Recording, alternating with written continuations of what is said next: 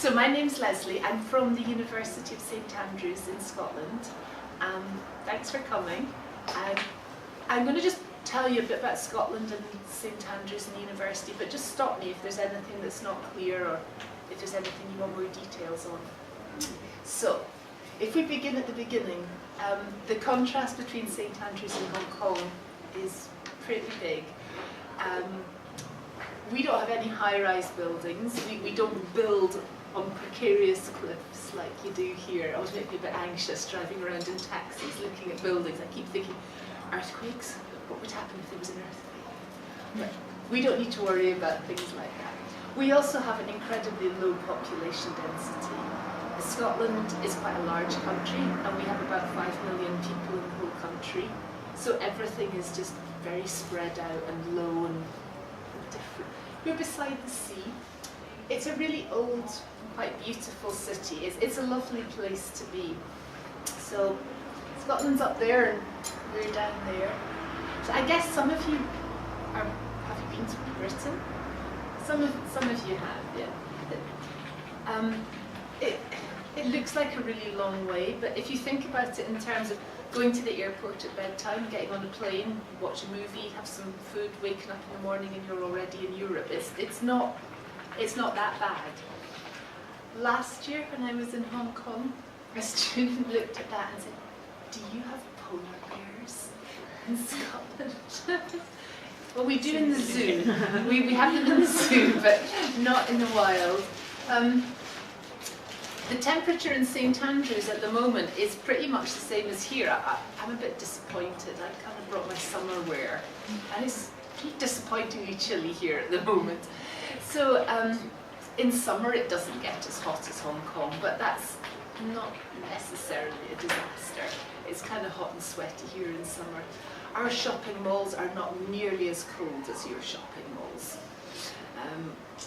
You have air conditioning, we have heating, so inside it's very similar temperature.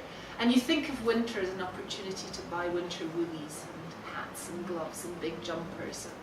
It's not so bad. So Scotland makes up about 9% of the population of the UK, even though we're about 1/3 of the landmass. And clearly we are the best 9%.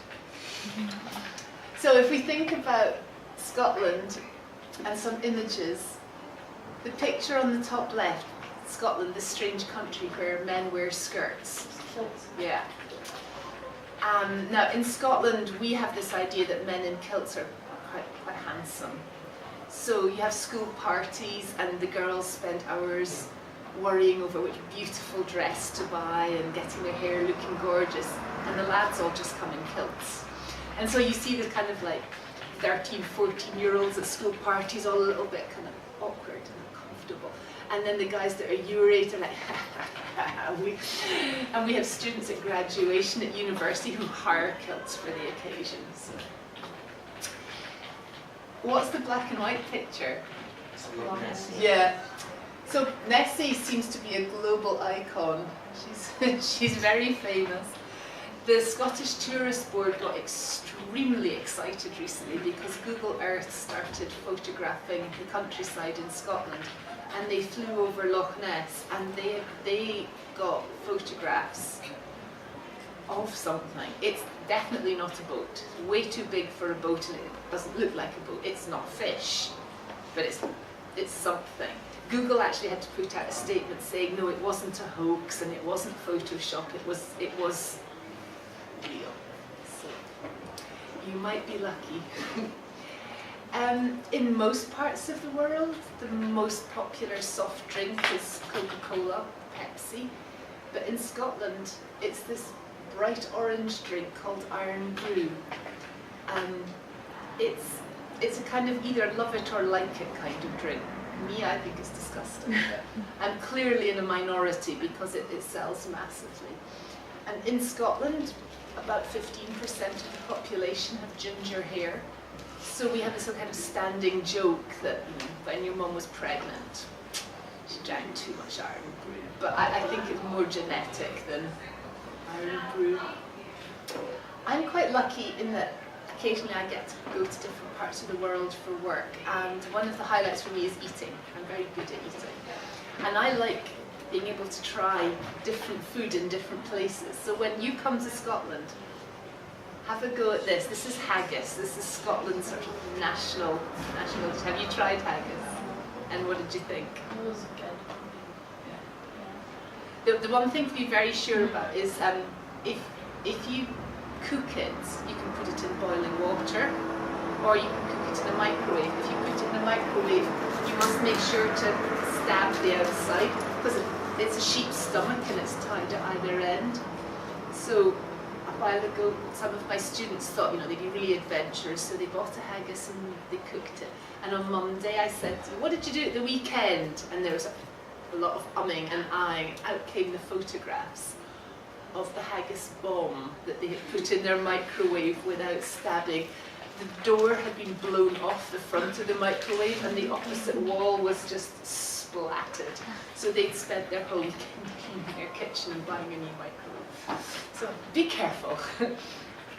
So Scotland is a country that throughout history has been very interested in new ideas and inventions and discoveries. And this slide gives you a list of some of the things that have been created by Scottish people. So starting off with telephones and televisions. Thank you, Scotland. And also Harry Potter is Scottish. So Scotland likes to think of new ideas. One of the biggest computer gaming centres outside Silicon Valley is in Scotland. So you're lucky, you could go anywhere in the world.